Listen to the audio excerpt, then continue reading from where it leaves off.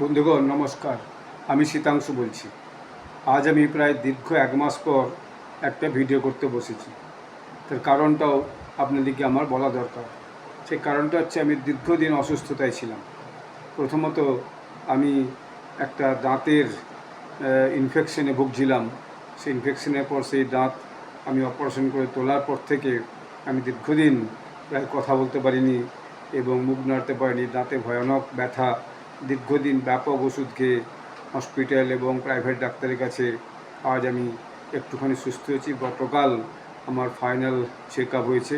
ওই ডাক্তার বলেছে আপনি এখন সমস্ত রকম কাজকর্ম করতে পারেন এবং আপনি খাওয়া দাওয়া নিয়মিত যেমন আগে করতেন সেইভাবে করবেন।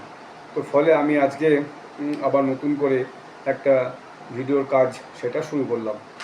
এতদিন নিশ্চয়ই আপনারা লক্ষ্য করেছেন, কেউ কেউ আমাকে বলেছেন যে কই আপনি এখন আর ভিডিও করছেন না। আমি তাদেরকে খুব সন্তর্পণে আমি উত্তর দিচ্ছি, কারণ আমার দীর্ঘদিন কথা বলা একরকম বন্ধ ছিল এবং খাওয়া দাওয়াও খুব রেস্ট্রিক্টেড ছিল। যাই হোক, আজকে যে জন্য এই ভিডিওটা করতে বসলাম সেটা হচ্ছে, আপনারা এর মধ্যে দেখেছেন যে গঙ্গা দিয়ে অনেক জল গড়িয়ে গেছে। ভারতেও বহু রকমের ঘটনা এর মধ্যে ঘটে গেছে এবং তার মধ্যে সবচেয়ে রিসেন্ট যেটা ঘটেছে সেটা হচ্ছে ভারতের কাশ্মীরের পহেলগামে যে সমস্ত পর্যটকরা বেড়াতে গিয়েছিল তাদের আইডেন্টিটি চিহ্নিত করে তাদের 26 জনকে হত্যা করা হয়েছিল। সেই নিয়ে ভারতে একটা ভয়ানক টেনশন চলছিল এবং ভারত ও পাকিস্তানের মধ্যে একটা দীর্ঘ টেনশন ছিল। অবশ্য সেই টেনশনের ইতিমধ্যে আজ পর্যন্ত অনেকটাই ইতি হয়েছে। সেই ইতিটাই হয়েছে যে এখন ভারত পাকিস্তান নিজেদের মধ্যে আলোচনা করি হোক আর মধ্যস্থতার মধ্য দিয়ে হোক, এখন পর্যন্ত মোটামুটি একটা জায়গায় পৌঁছেছে। এখন কেউ কাউকে আক্রমণ করবে না। যদিও এখনই এই মুহূর্তেই বেশ কিছু নতুন নতুন খবর আসছে, সেগুলো খুব একটা এই মুহূর্তে আমি বিশ্বাসযোগ্য মনে করছি না।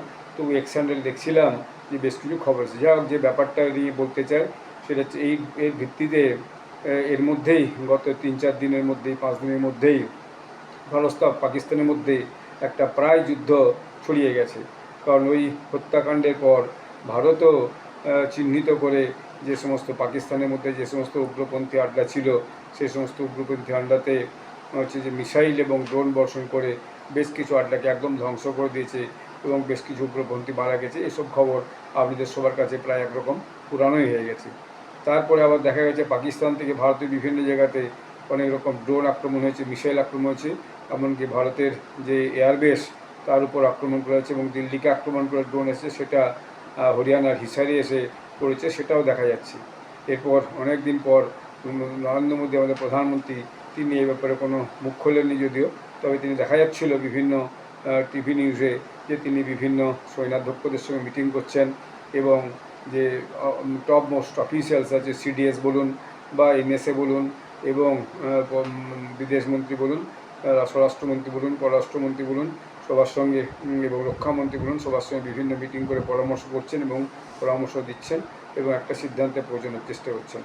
ফাইনালি ভারত এই যে দ্বিতীয়বার যে যে পাকিস্তান ভারতের উপর যে আক্রমণটা ড্রোন এবং মিসাইল দিয়ে করেছিল, তার প্রেক্ষিতে গত পরশুদিন রাতে ভারত থেকেও ব্যাপকভাবে মিসাইল এবং ড্রোন আক্রমণ করে পাকিস্তানের যে সমস্ত বিশেষ গুরুত্বপূর্ণ শহর, সেই রাওয়ালপিন্ডি, সারগোদা এবং পাহাড় অঞ্চলে যেখানে পাকিস্তানের পরমাণু যে স্টোরেজ আছে সেখানে মিসাইল আক্রমণ করেছে এবং সেখানে দেখা যাচ্ছে সেখানে পাকিস্তানের ব্যাপক ক্ষয়ক্ষতি হয়েছে এবং প্রচুর উগ্রপন্থী বলুন এবং মিলিটারি বলুন লোকজন মারা গেছে। তার বিভিন্ন যে সদ্গতি হচ্ছে, অর্থাৎ তার যে ফুনারাল প্রক্রিয়া, সেটাও বিভিন্ন ফটো এবং ভিডিও এখন নেটে ব্যাপকভাবে ঘুরছে। এর মধ্যে আজকে নরেন্দ্র মোদী একটা দেশবাসীকে একটা বার্তা দিয়েছেন। সেই বার্তাতে তিনি কতকগুলো বিষয় খুব পরিষ্কার করে দিয়েছেন। একটা হচ্ছে যে কেন এই ঘটনাটা ইতিমধ্যে ঘটলো। পহেলগামে যেভাবে আতঙ্কীরা বেছে বেছে একটা ধর্ম ভিত্তিতে 26 জন লোককে মার্ডার করেছিল, শিশু এবং তার স্ত্রীদের, বাচ্চাদের এবং স্ত্রীর সামনে, মহিলাদের সামনে, সেটা তিনি উল্লেখ করেছেন। এর বাইরে তার প্রেক্ষিতে ভারত কী করেছিল সেটা তিনি উল্লেখ করেছেন। তারপরে কীভাবে পাকিস্তান থেকে আবার ভারতের উপর আক্রমণ হয়েছিল সেটা উল্লেখ করেছেন এবং তারপরে ভারত থেকে যেভাবে আক্রমণ হয়েছে সেটাও তিনি বক্তব্যের মধ্যে বিস্তারিত বলেছেন। এর মধ্যে যে ঘটনাটা ঘটেছে, যে এই বক্তব্যের মধ্য দিয়ে তিনি কটা জিনিস পরিষ্কার করেছেন, যেটাতে এতদিন পর্যন্ত পাকিস্তানকে এবং ভারতকে এই সিজফায়ার অর্থাৎ যুদ্ধবিরতি ঘোষণাতে যে নরেন্দ্র মোদী এবং ভারতের এবং পাকিস্তানের প্রধানমন্ত্রী নওয়াজ শরীফের সঙ্গে বিভিন্ন স্তরে কথা বলে তিনি ক্রেডিট নিয়েছিলেন যে আমি যুদ্ধবিরতিটা ঘোষণা করে দিয়েছি, সেটা পরোক্ষে মোদিজি নাকচ করে দিয়েছেন। এবং উগ্রপন্থীটা যে কী অবস্থায় থাকে সেটা তিনি আমেরিকার 9/11-এর যে অ্যাটাক, অর্থাৎ সেই যে ওয়ার্ল্ড ট্রেড সেন্টার অ্যাটাক থেকে শুরু করে লন্ডনের টিউব রেলে অ্যাটাক, তারপর ভারতের উপরে যে সমস্ত বিভিন্ন অ্যাটাকগুলো বিগত 2-3 দশক হয়েছে সেগুলো তিনি উল্লেখ করেছেন। করে তিনি কয়েকটা জিনিস পরিষ্কার বলেছেন, যে কয়েকটা জিনিস বলেছেন যে তিনি আমেরিকার কথা একবার উচ্চারণ করেনি, তিনি অ্যাভয়েড করে গেছেন। তিনি বলেছেন যা যা আলোচনা হয়ে পর সেটা ভারতের সত্যিই হবে, এবং এই যে অপারেশন সিন্দুর যার নাম দিয়ে আক্রমণ করা হয়েছে, এটা একটা নতুন ভারতের নীতি। এর ভিত্তিতে আগামী দিনে সারা ভারতবর্ষের যে মিলিটারি অপারেশন, মিলিটারি অ্যাকশনটা কিন্তু চলতে থাকবে। এবং বাইলেটারাল টক্স অর্থাৎ দ্বিপাক্ষিক আলোচনা হবে কেবলমাত্র দুটি বিষয়ের উপর, টেরোরিজম এবং পাক অকুপায়েড কাশ্মীর। এর উপরে এই দুটি বিষয় আলোচনা হবে, অন্য কিছুর উপরে হবে না। এবং জল এবং রক্ত একইভাবে হবে না, অর্থাৎ আমরা আপনাকে জল দেবো তার বদলে আপনারা আমাদের রক্ত হবেন, এটা কিন্তু হবে না।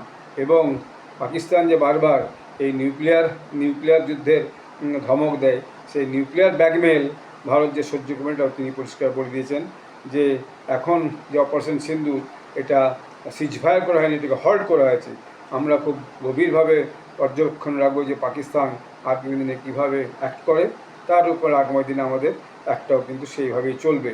ভারত হচ্ছে কি যে শান্তি চাই, কিন্তু তার জন্য তার শক্তিটাও অনেক বেশি জরুরি, তার দুর্বলতা নয়। দুর্বলতা দিয়ে শক্তি পরীক্ষা দেওয়া যায় না, পরীক্ষা দিতে হয় শক্তির মাধ্যমে দিয়ে। এইগুলো তিনি বলেছেন। এইটা হচ্ছে কি যে মোটামুটি আজকের তার বক্তব্যের সারাংশ। এবং ডায়লগ এবং ট্রেড অ্যান্ড টেরর একসঙ্গে চলবে না, অর্থাৎ ব্যবসাও করবো, আবার আমরা টেররও করবো, অগ্রপন্থাও চালাবো, দুটো একসঙ্গে কিন্তু হবে না। এটাও তিনি পরিষ্কার বলে দিয়েছেন। অর্থাৎ টেরর এবং ডায়লগ দুটো একসঙ্গে হবে না, টেরর এবং ট্রেড একসঙ্গে হবে না, জল এবং রক্ত একসঙ্গে বইবে, দুটো কিন্তু হবে। এরকম কতগুলো তিনি নিশ্চিত একদম ইয়ারমার্ক করে দিয়েছেন এবং বলেছেন ভারতের নীতি আগামী দিনে কী হবে, এর ভিত্তিতে ভারত চলবে। যাই হোক, শান্তিটাই আসলে কাম্য, কারণ যুদ্ধে কখনোই খুব একটা লাভ হয় না, কিন্তু অনেক ক্ষেত্রেই দেখা যাচ্ছে তিনি বলেছেন যে যুদ্ধ ছাড়া কোনো বিকল্প নেই, নিজেদের আত্মরক্ষার্থে, নিজের দেশের নাগরিকদের আত্মরক্ষার্থে যুদ্ধটা করতেই হয়। তো এই বিশেষ ঘটনাগুলো ঘটেছে। যদি এইমাত্র কতগুলো যে খবর এসে দেখছিলাম, সেই খবরগুলো খুব গুরুত্বপূর্ণ। কোনো হ্যান্ডেল বলছে যে এই মুহূর্তে নাকি এখনই হচ্ছে যে পাঞ্জাব এবং কাশ্মীরের কাছাকাছি আকাশে পাকিস্তানি ড্রোন উড়ছে, এবং সেটা দু একটা হ্যান্ডেল, এক্স হ্যান্ডেলে, ভেরিফাইড এক্স হ্যান্ডেল, কিন্তু সেইগুলো এখন হচ্ছে কি যে দেখাচ্ছে। যদিও সত্যতা এখন কিছু বোঝা মুশকিল, তবে কাল সকাল পর্যন্ত বোঝা যাবে যে হ্যাঁ সত্যি আজকে সন্ধ্যাবেলা আবার পাকিস্তান চেষ্টা করেছে কিনা যে আবার সিজফায়ার লঙ্ঘন করে আবার হচ্ছে কি যে ভারতের বুকে ড্রোন বা মিসাইল পাঠাচ্ছে কিনা। তো এখন পর্যন্ত এই দু একটা খবর এসে পৌঁছাচ্ছে, তো আগামী দিনে এইটা আরও ক্লিয়ার কাট হবে।